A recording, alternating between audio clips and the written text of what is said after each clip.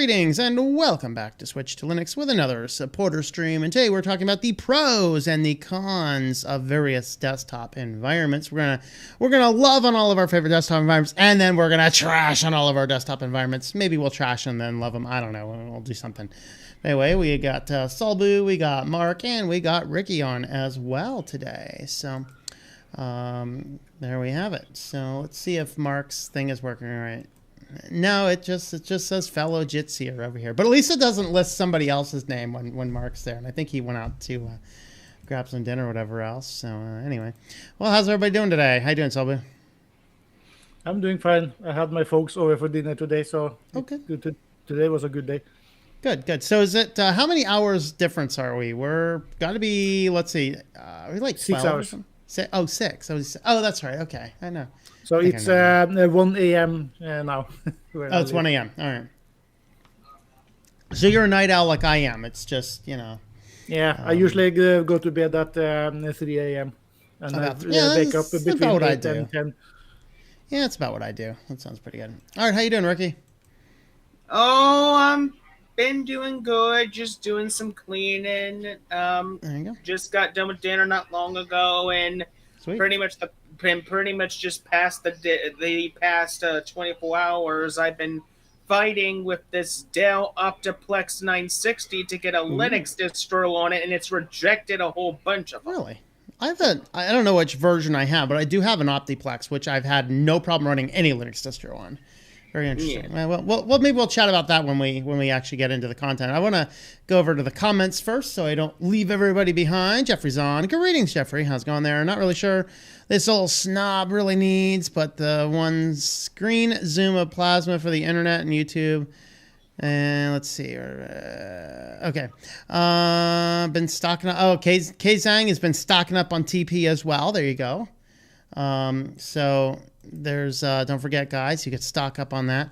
Not imagine not having. Oh, give me just a second. Figure out what's going on with it. Okay, OBS is back. I don't know. It's gonna be one of them types of days. I bet my internet's gonna go in and out. Who knows? Anyway. Yeah, if you're down south, you might have some gas shortages. I know I filled mine up just in case. I know down as far south as Altoona, I have heard of some gas stations having issues. Although I think that's kind of rare in Pennsylvania. I remember watching a documentary about preppers, and one of the items that they talked about was that there was this family where the father told all his children to always keep at least half a tank of gas. So that is one of the few things that I'm actually doing. And so when there's half a tank of gas, then I fill up. So I always Absolutely. have. I mean, and I have a 5-gallon can of Antifa juice sitting on my front porch as well. So if it runs really well, I always can throw that in the car. Let's see. Only stocking up when I have other items to buy, not just going out just to buy. Yeah, that's a good thing to do. Yeah. Let's see. Of course, XFCE is styling was kind of broken in 4.16. All right. Northern Minnesota, Park Rapids on the map, about 5 miles outside of Highway 3471. Both military retirees. We had cabins up there in our preschool days. All right. KDE and GNOME are the only good ones, in your opinion. Very good. All desktops listed on the thumbnail are pretty good. Yeah. KDE is number 1. Cinnamon is number 2. I like Cinnamon better than KDE personally. I'm using KDE on one of my production machines right now, and it's okay. I mean, I don't hate it, but I don't love it either. Openbox and Rolodex have uncommon. Yep, Ricky. Good.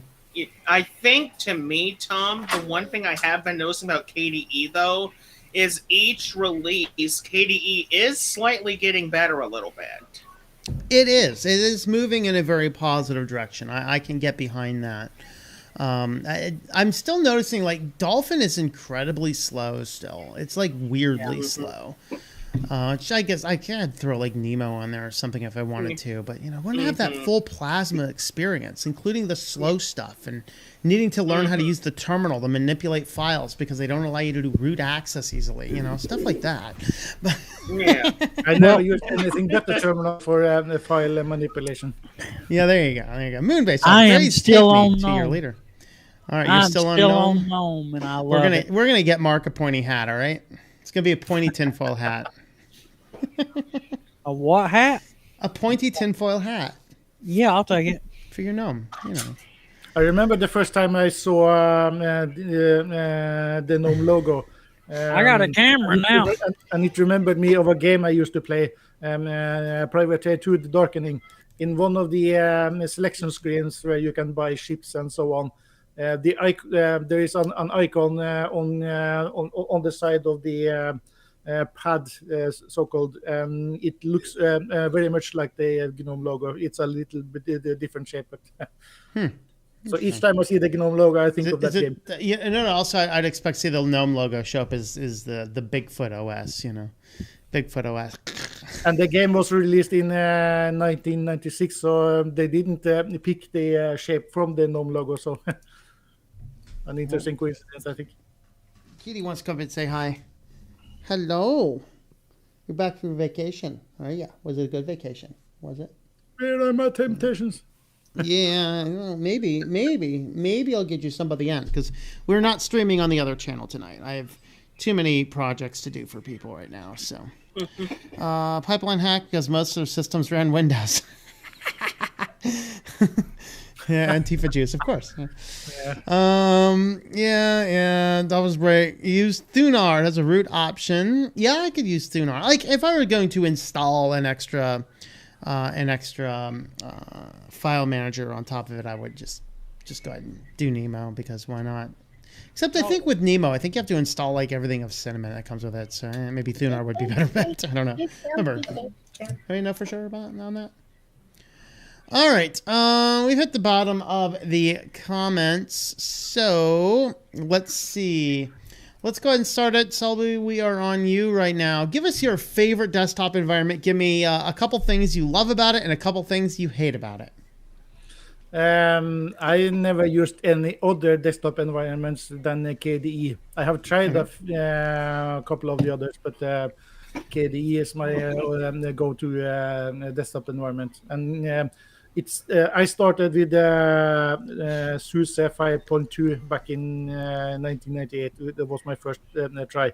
Yep. And it was a KDE 1. And everything I've tried since has been KDE, so I just stick with it. And it works the way I want it to work. In the beginning, it was that it looked similar to Windows that I was familiar with, so I knew where to find things. And as the years go by, I figured that I prefer that way to work. And all the devices that I plug in and all the USB drives and whatnot, they all pop up. There's a pop-up on the lower right. And, the one thing, though, with Plasma, I can never get working across any distribution I tried. Network discovery. It just doesn't like to work. You can't just open up the network and it says, hey, it found some networks. It's kind of a pain. So I have to manually program in my network files, which isn't a big deal, but it's kind of annoying. Have you experienced that or not? I'm not quite sure what you mean by network discovery. Yeah, network shares. If I have, for example, I have an Open Media Vault NAS that all my computers can access by just going and opening up the network. Going to the network, boom, finds all the shared folders because they're all shared across the network. Every other computer, my Mac sees them, Windows sees them, every Linux distribution sees them, except anything running Plasma. It just doesn't find network shares. I have a few network shares, but I always mount them manually using and that's kind of the point, is that Plasma is the only desktop environment I know of that does not seem to, by any default, automatically detect and display network shares. So you have to mount them manually, which that may or not be a deal breaker, maybe not be. Maybe it's just an ultimate security thing. Yeah, for me it's about, and I prefer to do things in the terminal if I can do it in the terminal. So Yeah. I started my first computer was 286 running DOS 5 point something. So I always use the terminal for everything. So Yeah. There you go. Give us something you don't like about Plasma. I can't actually think of something. All right, I know that's. I'm still trying to come up with something I hate about my favorite desktop too. Mark, if you're there, you got the floor. Give us your what desktop are you using? And this is Mark talking, not Salbu. I know it says Salbu. Okay, do you want me to go from the what desktop? No, I want you to use what you're currently using, or what your favorite one is. What do you like about it, and what you don't like about it? I'm going to go from the GNOME perspective. All right. Because I was a guy. This will be really interesting. I was a guy who always hated GNOME until GNOME 40, and what used to be only tolerable in recent revisions of GNOME have now become more than tolerable to I actually like it. One of the things that I wish they would work on, and I think maybe they're moving toward that direction, is whenever I have commands pulled up on the screen or research on the screen, and I need to like enter a command into the command line or PowerShell. Well, if I'm on Windows, I'm usually on Linux wherever possible. But in the terminal, if I need to copy a command, it gets out of view, so you have to click activities before you switch between windows.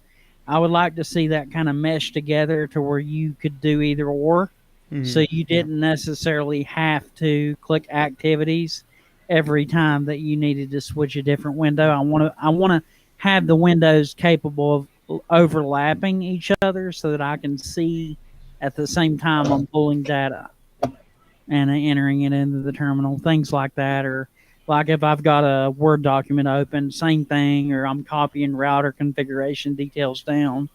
I want to have that ability to do that. And also in GNOME, I would love to see them introduce something like Budgie as far as the sound icon and everything.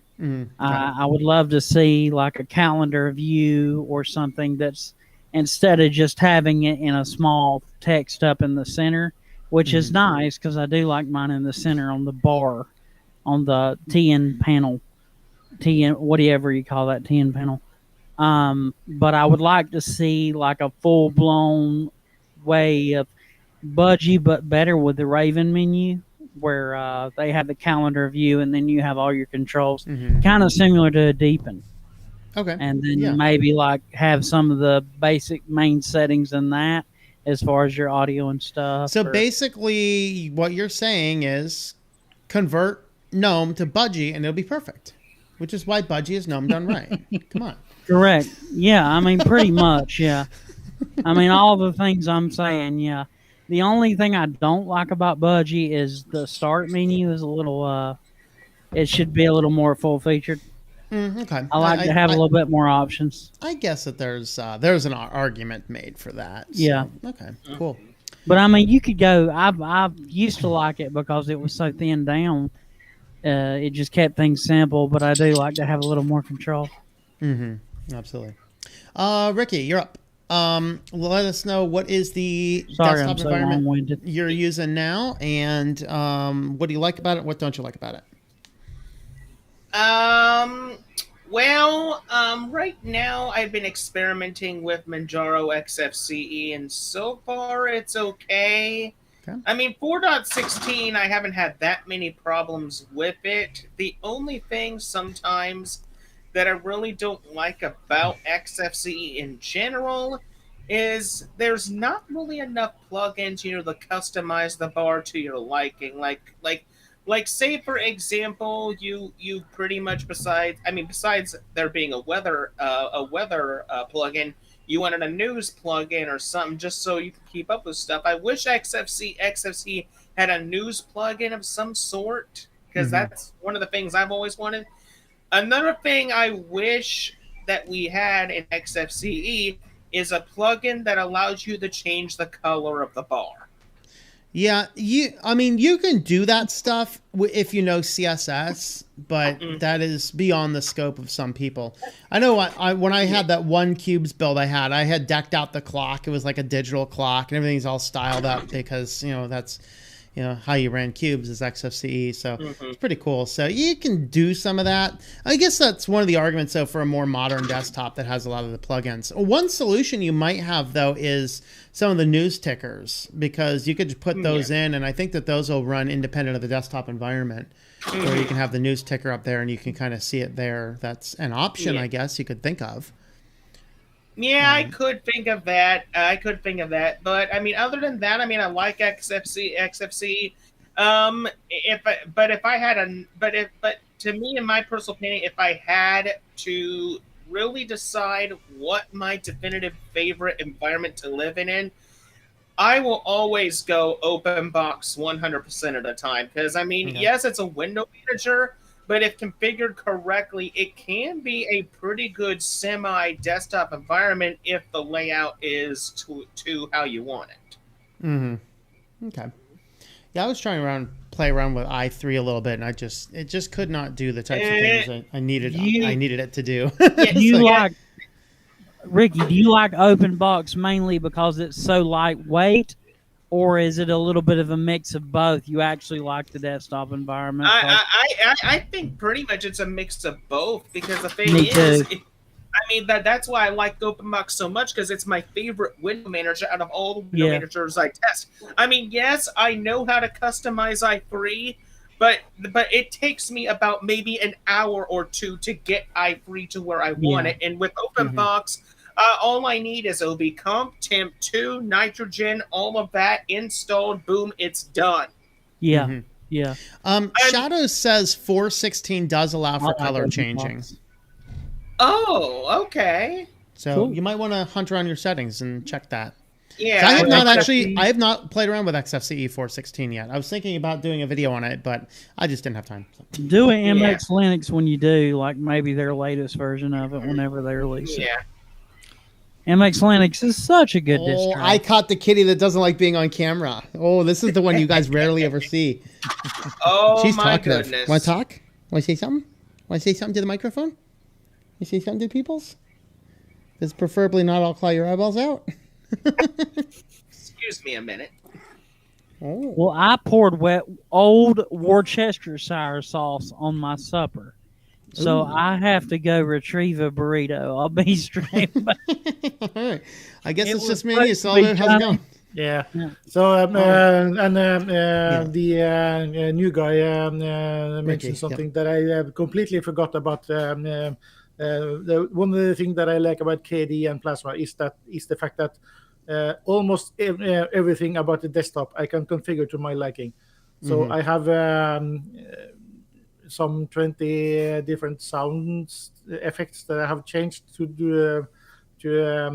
I'm a big Star Trek fan, so a lot of the sounds I have is I have a folder of maybe 100 different voice lines from Star Trek saying various things, including 3 different voices telling me that for laptops that the power is running low and so on. So the battery's running low, Spock. So I would like to do those kinds of sound. So so my favorite, to stay on topic a little bit, my favorite desktop environment, of course, is Cinnamon.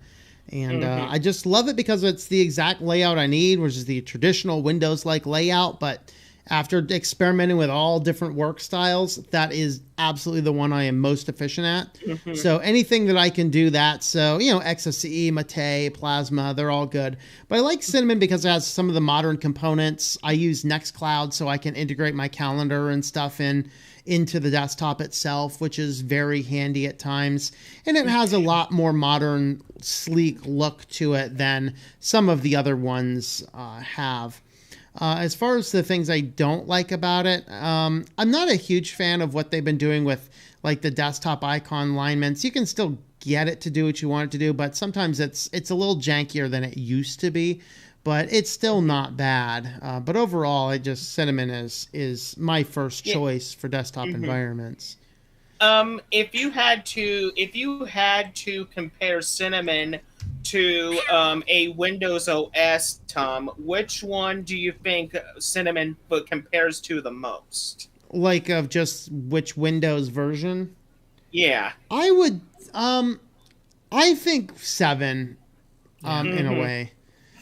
Which I like the best. I don't like 10. Of course, Plasma has the option for the Windows 10 look-alike options. So they have almost exactly the Windows 10 menu.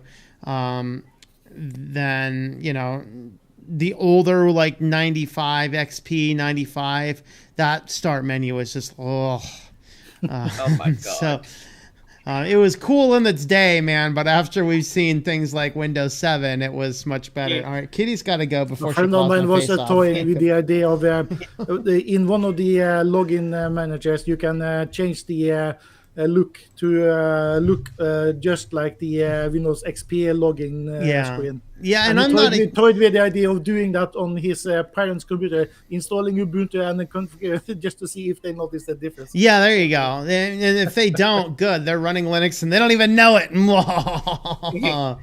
I pretty much have Windows 7 on a spare hard drive that I go into from time to time just to play around with it. We have Yon Emulation. He must be a DistroTube fan because he says DE or bloat. All right, back to comments. Joseph, Dolphin is great. You can keep it, man. I am not a fan of Dolphin. Ustunard has a root option. Okay, I think I read that one.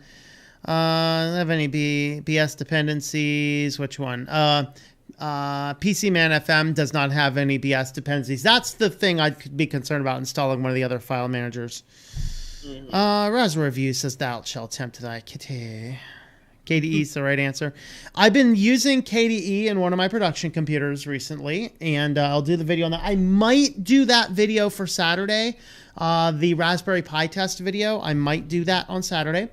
We'll see. And it's... in fact, I probably will just go ahead and do that because I have most of it recorded, and just the preliminary stuff, I just have to do a brief, few minute outro and take some screen caps of what I have, and I'm done. So I'll probably just do that to save myself some time and have a video on Saturday.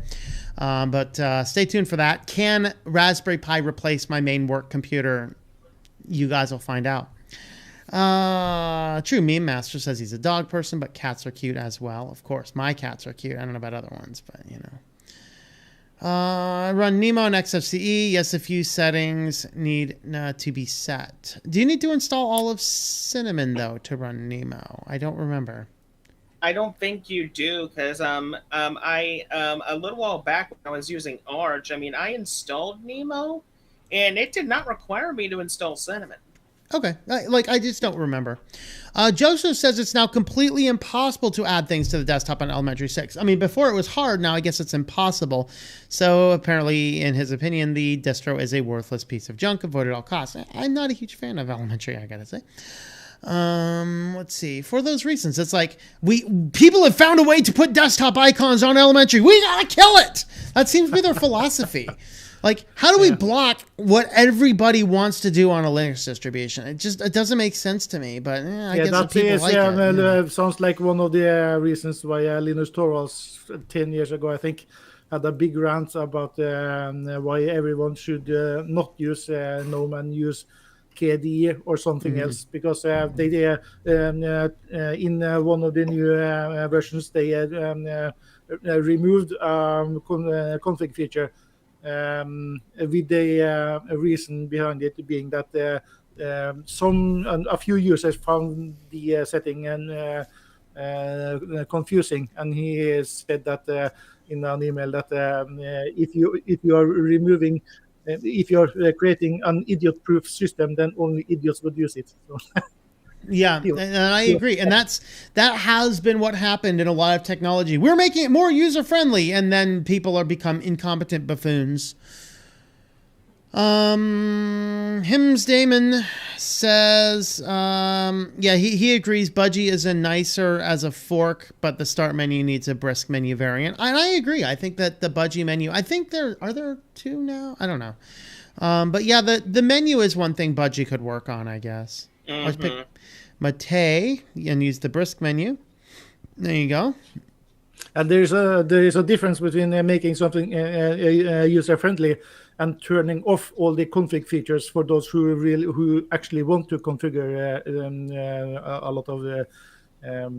So have a default that works for the new user or users who don't know a lot, and for the rest of us who want to dig into the config, let us do it. Mm.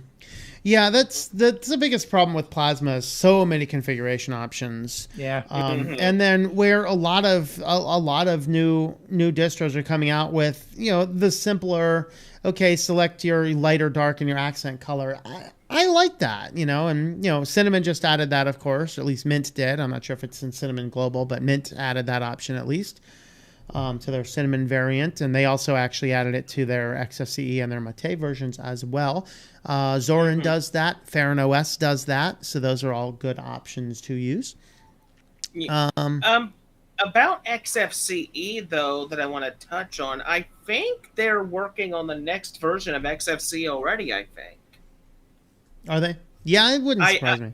Yeah, I think it's 4.18, I believe. Wendigo Smith asks, can I get 4K 60 Hz HDR on Linux?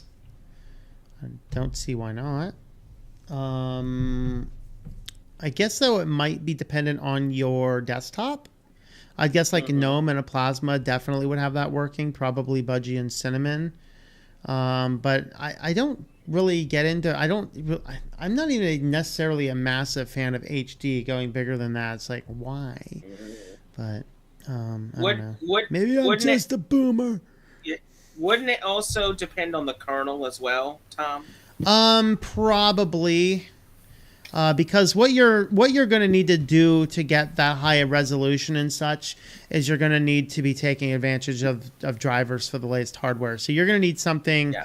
You're going to need something modern all around. So that's why I say GNOME and Plasma, because they're very modern. Of course, Cinnamon and Budgie kind of based on those. And an Arch system would probably work for that better than a Debian-based system, except Ubuntu might have it figured out. So I don't know. I've not looked into running 4K or anything. I know it's possible. I just don't know exactly which systems people are using it on. Yeah. Like the Pop OS does let you install Cinnamon Desktop. Oh, OBS died out again on me. Oh, it's back. Yeah, you went quiet for about 2 seconds. No, it didn't. Was it the whole internet too? I guess maybe it was everything went out. I don't know. It's the boomer switch. Boomer switch. That's right. I've been rewatching Battlestar Galactica, the reimagined version. I'm in the middle of season 3, and Boomer is one of the characters. So Boomer is a boomer. There's some comments over on Discord. Tiger Love Plasma, and when new Debian release it, going to update your Debian. And we have a comment on this. Last I heard, Linux doesn't support HDR yet. Has that changed? Okay, maybe it doesn't. I don't know. I don't necessarily sit on the bleeding edge. I just want my stuff to work, so I intentionally don't play with bleeding edge. I mean, who knows, Tom? It could be included in a future kernel update. Yeah, I don't know. I just don't know. So if somebody else is involved in that and can clarify, that would be epic. Which are the desktops we have not talked about today? We've not given Mate much love. So, meatballs. That reminds me of, I mentioned that my favorite is KDE, but on occasion I have, when I have old hardware or slow hardware and I need a GUI interface, I always use IceVM. I think it is one of the smallest, lightweight that you can use. Which one? IceVM. Oh, IceVM. Okay. Yeah. I think did I put Ice on this system, or did I put one of the window managers on my Arch system, but I haven't logged into it yet because. And there are two versions of that. There is an IceVM, and there's an OS VM Lite, which is even lighter. So we have a super light one and an even lighter than that. Yeah. Just call it featherweight, I guess. I don't know. Mega light. I think I've actually used IceWM on one certain occasion, though I can't remember for sure. I mean, I've tried different window managers, but mostly I just go to Openbox mainly. But on certain occasions, I have tackled the other window managers. Like for example, I've used Uh-oh. I'm getting internet issues again. Internet issues. Oh, I'm back. Wait, no, maybe. The closest thing to a window manager I've used is. Yeah. Hold on. OBS keeps on flittering with nothing. Are you guys there? Yeah. Yeah, we're getting weird lagginess. Like literally OBS keeps dropping to 0 and then back up and then 0 and then 8 and then 0 and then 8. We might just wrap up shortly because this is kind of annoying.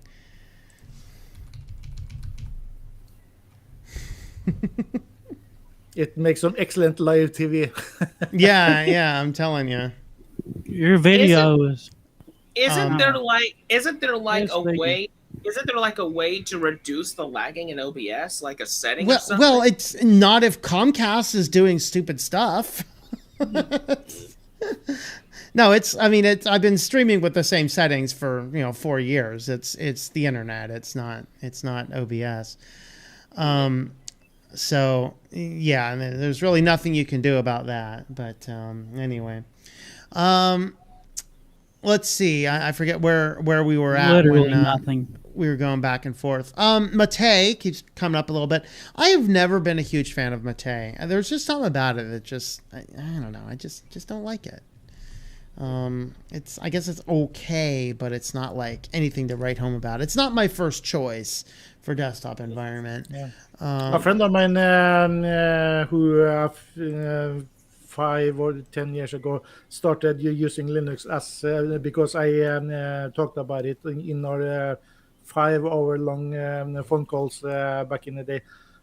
He I think it's 4 years ago.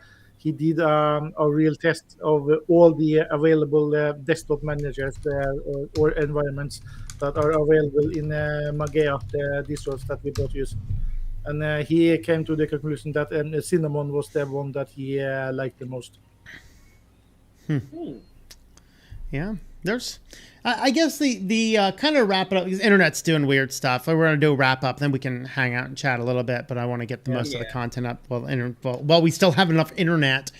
But Video's good now. Video's good. yeah, it's good now. It hasn't teetered, but it keeps on going in and out. So. But the basic take-home message is no Linux desktop environment is perfect. No Linux desktop environment is horrible.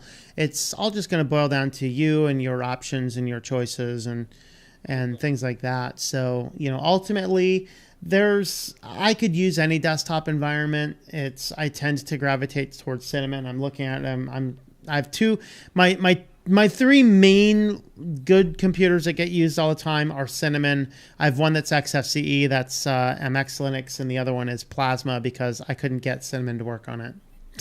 So we'll talk about that later. One of the biggest strengths about Linux is all the different kinds of desktop environments. And it is also one of the biggest drawbacks because having someone asking for support on some forum or somewhere, it makes that all the advice that people are giving are still run this in the terminal because that works. Of course, everything works the same in the terminal. Yeah. As opposed to click this and you don't have that. Yeah. That is the argument for using the terminal because it is going to be fairly consistent even across different package managers. I mean, just learn the package managers, but everything else is going to be the same. Yeah. Which is good. There's some cool things. So I guess that's what we have to say about distributions. Let's go ahead and talk about internet, because there seems to be having this internet discussion. Some people are like, well, I have AT&T fiber here. Yeah, we have dial-up rotten copper fibers out here for AT&T. I actually tried AT&T once when Comcast was just driving me crazy, and the best download speed I could get is like 0.73 Mbps. We have a de facto monopoly in the fourth or so largest city in Pennsylvania, and the only choice I have is Comcast. However, I have recently acquired a cellular modem. And so when I get the chance to get down to the store and get a cellular modem data plan, we will give it a try and see what happens. And I will let you guys know the results of one such test. And so I'm waiting on a couple of, actually I think right now the only thing I'm waiting on is to go to the store and get a plan for it. So generally what I found, I actually called them up and be like, what's the best plans? Like the prepaid, cheaper. Okay, let's do prepaid. I just sent my T-Mobile home internet gateway back. Yeah. Recently. Hopefully Verizon will be better. Yeah, we'll see. Comcast is regarded as the worst ISP. You've heard right. Mateo's okay, but the 2 bars. copper wires in my country, in Norway, within 4 years now, I think, all the copper wire telephone lines are being disconnected. And if there is a fault of like a tree falling over one of the lines, it's not getting fixed because they are shutting it down in 4 years anyway. So is it everyone is it just going fiber? Everything's going fiber. All right. Yeah. A small country. Is not, and in places where fiber is not economically viable, wireless cellular. Solutions. A lot of people look at what's going on over there and be like, well, see, you can do free healthcare and good internet and all this kind of stuff. Yeah, Norway's the size of like Connecticut, so. Try doing that in Pennsylvania. Yeah, and we have oil, and we can afford to pay for the goods that we have. Absolutely. Where am I at? I'm in State College, Pennsylvania. Yeah. When it comes to Comcast, no wonder a whole bunch of people complain about it. Okay, would I consider Starlink? Maybe. It's something I have looked at. And yes, I would consider it. And if Amazon comes up with their compatible one, I might consider that as well. I'm not a huge fan of either of those companies. Between those two, I would probably trust Starlink before I would trust Amazon as far as the privacy factor. There's some barrier to entry, and overall, though, it might be a decent option. It's something to consider. It is something to consider. Mm-hmm. So I'm guessing what you're thinking, Tom, is between both of them, I'm guessing Starlink is like the middle ground between it and Amazon, I'm guessing. Well, there's two. So Starlink, and by the way, I did see another round of Starlink satellites in the sky. Have you guys seen the Starlink satellites in the sky? No. It's really cool. There's a map where you can go and look at them, and if go look at that map, and if those satellites are going to go near you at a night sky, make time to go out and see it, because it's a surreal experience. You see stars, and if you've ever seen a single satellite, you see a single satellite. This is like 30 of them in a perfect line. It's like really surreally weird. I've seen it twice now. It's like I must have won the lottery. I should move to Ohio and get the vaccine so I can possibly get $1 million. I remember one time I actually managed to see the space station going across the sky. That was magnificent. Yeah. And with the space station, it looks about the same. It's a little bit more intense than a satellite. But so these two, Starlink and Amazon, are the two that are kind of doing the competitive broadband, cellular satellite broadband, which is different from the satellite internet systems we have now, which are very blah. And so with that respect, then looking at the two, the reason I would trust Starlink before I'd trust Amazon is that Amazon is a data firm. Tesla is not. Now they are, and I take that back, but they're not that kind of data firm. So I don't know. I'm a little teary about either one, but I have looked into Starlink before. We'll put it that way. Yeah. Well, when it comes to Tesla, the only thing you got to worry about is those automatic cars. Yeah, and people jumping in the back seat. That'll be on our news list tomorrow on the weekly news roundup. One other problem that Tesla has, unless they have fixed it in the last year, is the guidance system or the operating system running all the various things in the car is a Linux minimalistic system. But they have in the development phase, they are running a syslog, obviously, but when they are shipping the cars, they are still having syslog running. So the soldered in SD card that can't be replaced. I think they were recalling. They had to recall all those, though. There was a recall on those. Yeah, so there's a firm in the US somewhere doing unauthorized repairs on the Tesla cars. And the first thing they do when a car is coming in is they are deactivating syslog, which fixes the bricking after a few years after the warranty runs out. Yeah. So Tesla collects ungodly. Yeah, Phantom Maggot said he saw the Starlink chain. It was way more than 30. Had no idea what it was, and the daughter freaked out. Ah, they're coming! They're coming! It's the space alien invasion. See, it's all in a perfect alignment. It's a perfect array of moving stuff. It's the space aliens are coming. They're coming for war. My goodness. Amazon is a data company first, and they sell products second anymore nowadays. I agree with that. They sell products and services as a secondary to their data collection. I feel like nowadays, because that's where the real money is. Yeah. But Tesla is much in the way of Apple. They collect and store your data, and they will let you see what they collect, or we think, at least most of it, right? And I don't know if they're selling to third parties like Google and others, Microsoft are doing. Probably. But Tesla is also evil in the amount of data that they collect. Yeah, it's and I'm not a huge fan of either. But then what are your other options?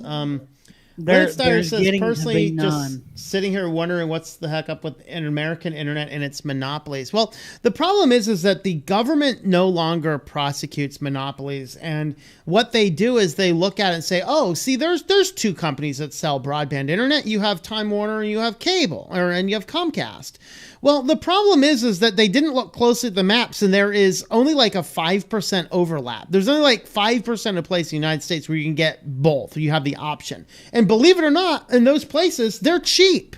But for the most part, we only have, if we want good broadband internet, we only have one option in any given place in the United States, and you pay an arm and a leg for it. Because it's the government does not want to prosecute monopolies. Republicans are too corrupt for their corporatist partners, and the Democrats just love the control factor and how much it's hurting people, and sign up for your free money to rebate yourself. It's a giant mess all around. We need to abolish both parties. They don't want to prosecute the monopolies, and they still don't want to shut that revolving door. Yeah, that revolving door. In my country, they did something clever. In the 90s, they liberated they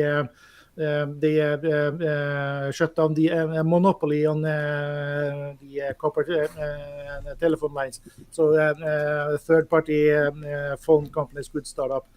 And the national telephone company was listed on the stock exchange, and they were given the ownership of the copper wires on the condition that every phone company that wanted to sell services would be given access under reasonable prices. And if the government felt that the prices were too high, they would go in and they would dictate what their price would be, and they did have done so on a few occasions. So interesting. And the Yeah, I reason being was that the government money was used to build up the phone system over 100 years. So it belonged to the people, was the thinking. And I think it was the right decision. Yeah, it's hard. Like what we need to solve the problem in America is because we can't do anything nationalized. I mean, first and foremost, the national government is incompetent buffoons. The local government isn't any better, but at least they have a little bit better ability to manage, or at least they have better accountability to the citizens. And so we need the option to have municipal broadband up in places where they can do it, because, you know, to be fair, there's places where that hasn't worked well, but there's a lot of places that has worked well. The problem is, if I'm like, I want to have the latest and greatest state college ISP, the barrier to entry is so inconceivably high, which is why Comcast holds a monopoly. I try and get in there and you know, say, hey, I'm going to create a new company. Comcast is going to sue me out of oblivion on whatever grounds they want, to whatever it takes to hold their monopoly. And that's what's wrong. That's why my internet bill went from $50 to $100 in 3 years. It's out of control. Those people are criminals. They're crooks. They need to be in jail. 100% increase. Yep. Zesty uses Manjaro, by the way. He wanted everybody to know. Is that right? Awesome. No, it's Manjaro's good. No, it's 100%. I like Manjaro. It's pretty nice. GovNat, yeah. American mathematics have failed me. That's 100% margin. Did you grow up under that core curriculum crap? No, not me. I escaped it. 100% is what that would be. 50 and 50 would be 100. You haven't escaped it. Yeah. I haven't escaped it. I remember bringing a 1,000? sixth grader's math homework to the math department of the college I was teaching at and said, what in the world are they doing? They said, we don't know either. The government just mandates we teach this crap. Like, okay, the math professors don't know what's going on with core curriculum. What? Yeah, it's terrible. Yeah, I barely got out. Before then. Not too much longer after that. Yeah. Back in my day, they cared if you could figure out how to do it. They didn't really care if you did it the exact way that they wanted to. We had to show our work. What's that? We had to show how we got to the answer and show. Yeah, which is fine. Had the correct answer. Yeah. So what is core curriculum? This is on the heels of GW's No Child Left Behind. Where you had to pretty much effectively meant, you know, the idea is we're not going to leave any child behind. Of course, the only way to keep a person bound in a wheelchair from not being the last one is to slow everyone down.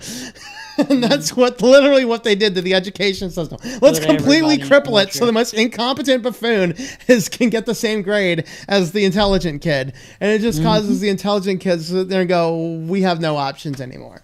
And so core curriculum came up to say these are the national standards. They basically nationalized education, and in nationalizing it, it become the most incompetent buffoonery from morons who've never taught in a classroom and I'm not sure could wipe their butt with both hands. And it just kind of happened that the stuff coming out of core curriculum is this horrendous nonsense stuff. There's actually an excellent book kind of about this written in late 90s by Charles Sykes called Dumbing Down Our Kids. I'd encourage anybody to jump on out there and read that book. It is very fascinating. I'm going to have to get that as an audiobook, and I want to play it to everyone I know in my area with children. And I want to get them to share it with their push it out. Here's the thing: I read that book. I bought that book probably a year or two after it was written, and it sat on my bookshelf for almost 20 years. I just read it. Was it last year or the year before? I'm like, this dude's a prophet. I mean, all the stuff we see going on in our culture right now, he described in this book 20 years ago when this stuff wasn't like, no one heard of this. People are like, this guy must be a tinfoil hat conspiracy theorist. No. He's a visionary. Yeah. He's a literal, that's what you call a visionary. He wasn't necessarily a visionary. He was just deeply ingrained in the tiny minutia when it was grassroots. That's really what it was. There's a couple of Linux questions in here. Let's read these and then we'll probably wrap up. And a reminder, guys, no Christian stream tonight. I'm taking the night off. Actually, I'm not taking the night off. I just happen to have a big client project to do, so I'm going to go do that instead. Linux man in 10th grade, can you do all my homework? I could, but I'm not going to. I mean, what would you possibly learn if your teacher, if you didn't manually copy exactly what your teacher said to manually copy? Well, high school is worthless now, so college is worthless now. What are you talking about? Everything that I do for my income, I didn't take a single class in all of my upper years of education, all of my high school, all of my college, all of my grad school, my doctors. No, nothing. But I don't lament going. I did love the experience, but it's a different experience now, and I'm not as duped and thinking, well, I had a good college experience, so therefore you should go and have a good college experience. No, you learn how to be a psychopath now. Dropped out of school before they released Core. Show how to get the answer. AP classes going away. Yes, they are getting rid of AP classes. Apparently, AP classes are racist, is what I've heard. You said something. There's not enough black people taking these classes. They're racist. We got to get rid of them. It does seem very profitable to be a psychopath in these days. Well, most CEOs are psychopaths. By nature. If you had a heart, you couldn't do half these things these businesses do. Oh, yeah. If Susie had 4 apples and you take 3, how long does it take for Susie to file for sexual harassment? I saw 3.2 seconds. I saw that one. It's glorious. I'll tell you. Oh, yeah. That's another one. Alan Bloom's The Closing of the American Mind. Absolutely excellent book. Actually, in my book, I Am Not Amused, I actually quote extensively from Alan Bloom. He had it right way back in the 70s. Absolutely.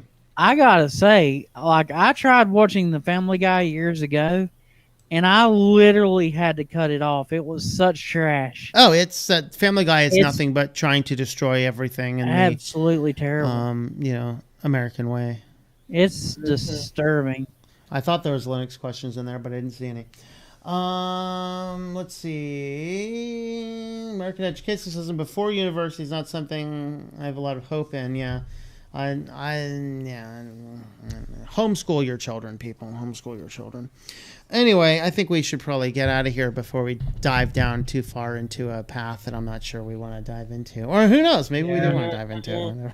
I think we do. Circling back around, though. So I'm going to circle back to this. Circling back around. Yeah, every desktop has around. its pros. Every desktop has its cons. Just try some Linux, play around different desktop environments. Salbu, give us your final words. Yeah, the good thing about the various all the hundreds of options for the desktop environments is that there is something that pleases everyone. There is something that everyone will find easy to use. So, but you have to try a few of those in order to find them, or you can use the one that comes default with the system. And if you can use it and you don't mind, then stick with it. So, I have to read Anthony McDonald's question. You have 30 apple pies. You eat 28. What do you have? Answer: diabetes. What? Yeah. All right, Mark. Wow. That's exactly what you have. Mark, give us your final words. I would say that every desktop environment seems to be a little bit different and take its own approach. There are no good desktop environments. There are no bad desktop environments. It's selecting what is right for you, similar in the vein of what Solbu said. Use what works for you, and if you see a new shiny desktop environment, just remember the grass isn't always greener on the other side. Sometimes it's better to just stick with what you've got if it's working for you. Yeah, and there's no harm in that. Even if you like GNOME, like me, or even if you like Mate. Right, Tom? Hey, I'm not saying they're bad. I'm just saying they're not for me. Right, exactly. Ricky, final words. Go ahead. I would have to say I do agree. I agree with Mark that it pretty much depends on what you like and what you want to do to the environment as a whole. Essentially, no dest environment is perfect. It just depends on A, stability, B, if it even works. Mm-hmm. Yeah. Yeah, there's some that are not going to work well for some hardware. That's for sure. That's kind of what I ran into with my test over here. Is I couldn't get Cinnamon to work on any of the distros I was trying, so I went with Plasma because it's good enough. It's modern, it's got the features and functions that I need. And I think also when it comes to new users of Linux, I think the selecting a desktop environment is the same as selecting a distro. In the start, my advice would be to use what your friend has or someone that who is supporting you. Because if you need help, he has an easier way to tell you what to do. Yeah, and then you can experiment from there. Walter Stormer would like us to take him with us when we go. So, all right, come along. Yes, use your own desktop environment. So I guess what we're going to do is we'll wrap up here. No Christian stream tonight. That usually is at 9 on Thursdays, but not tonight. And tomorrow, 9 o'clock Eastern time, the weekly news roundup. Ooh. Join us to see how the world is falling apart now. Anyway, thanks for watching, everybody, and we will see you next time. Goodbye.